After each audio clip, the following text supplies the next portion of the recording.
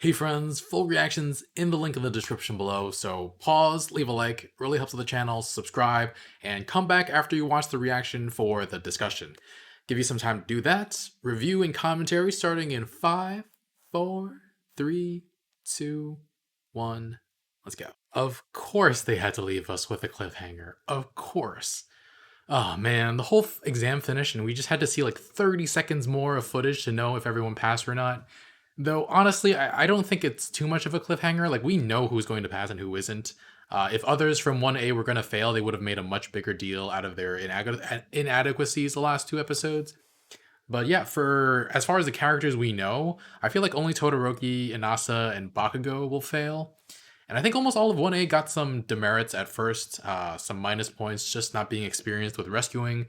But they got things together pretty quickly.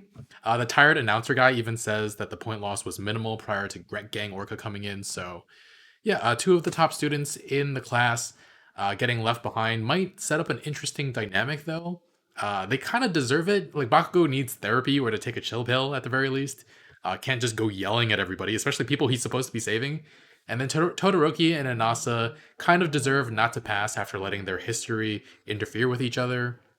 And in rescue situations, I mean, in battle situations too, against the villain, you need to put aside everything else and just learn to work with the people around you. We saw that in Camino Ward when All Might was fighting All for One, Edgeshot and Endeavor taking on All for One for a short while as others evacuated everyone else to make All Might's job easier. And the thing is, I don't think that a single test can accurately assess readiness for anything. I mean, by the end of the test, I think both Inasa and Todoroki had already learned enough to not make a similar mistake in the future. Plus, these three are going to be some of the strongest young heroes out there. Do you really want to stunt their growth by not giving them licenses? I guess. I mean, I don't condone giving them licenses right now, but the idea that they're going to be left behind is a little bit worrying to me. I guess you don't want them out there potentially risking the lives of innocent people if they're not fully ready to engage in hero activities, but I don't know. Inasa and Todoroki nearly burned that guy Shindo from Ketsubutsu, so it's a delicate balancing act. And yeah, we heard that Gang Orca was ranked number 3 for heroes that look like they could be villains, and boy, did he live up to that. He was actually kind of terrifying. The strength of his sonic attack is so powerful that it just knocked out Inasa and Todoroki quite easily. So I can see why he's number 10 in the hero rankings.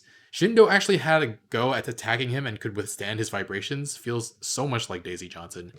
But yeah, the animation when Todoroki and Inasa were finally working together was really, really cool. I wish they did that more often, where it just like focuses in on their faces and it just gets the lines get more thicker and like the camera shakes. Is really cool. It could be interesting to see them form a partnership again in the future, given that their quirks can amplify each other if they show a little bit of teamwork. Granted, Gang Orca could break out with his sonic attack at any time, and that fire tornado was pretty powerful too. So, yeah, still, I think they could be good together.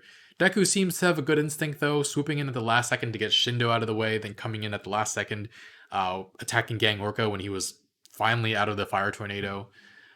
Orca even admitted that he might have lost, they might have lost, even if he had taken his restraints off. That's a real acknowledgement of the heroes or the students' strengths. There's clearly still a lot of room for growth, and I'm really looking forward to it. I love how interesting all of these side characters are, even outside of 1A though. Maybe we'll get to see them again at some point. I don't know how long this anime is going to last, but it'd be cool to see inter-school hero agencies in the future. I assume many heroes will want to work with classmates, but there may be people out there who can perfectly cover your weaknesses or whose quirks just happen to work perfectly with yours. Though I think also, even in 1A, we've barely started to scratch the surface of like quirk synergies working together. So maybe that will be something we can see in the future as well. Anyway, we have 4 episodes left in this season. I don't know if they're gonna. I don't think it's. I think it's too short to start a new arc. So have no idea what they're gonna do to finish up the season. I definitely want to see Inasa and Todoroki work out their differences a little. We'll get to see Bakugo throw a tantrum when he fails the licensing exam. And I wonder if Loverboy, I mean Kirishima, will check his own name first or for Bakugo's, worried about his best friend. Mostly joking. But maybe we'll see Bakugo figuring out Deku's borrowed quirk. He already mentioned that before, so maybe that'll come to a head. That's definitely something they could touch on. Anyway, solid episode. I'd give it a 9, but really no clue what will happen next.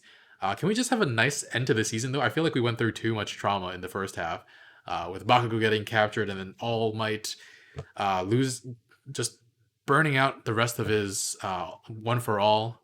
And even if All for One was defeated, it's a totally different world now. There's so much trauma that's going on, and I hope we just have a chill end of the season. I don't need another communal ward incident to end the season. So everybody just chill. All right, thanks for watching. Leave a like, really helps the channel, and I hope you enjoyed the full reaction. We are doing that for all blocked anime content in the future. And yeah, I'll see you guys next time. Bye, friends.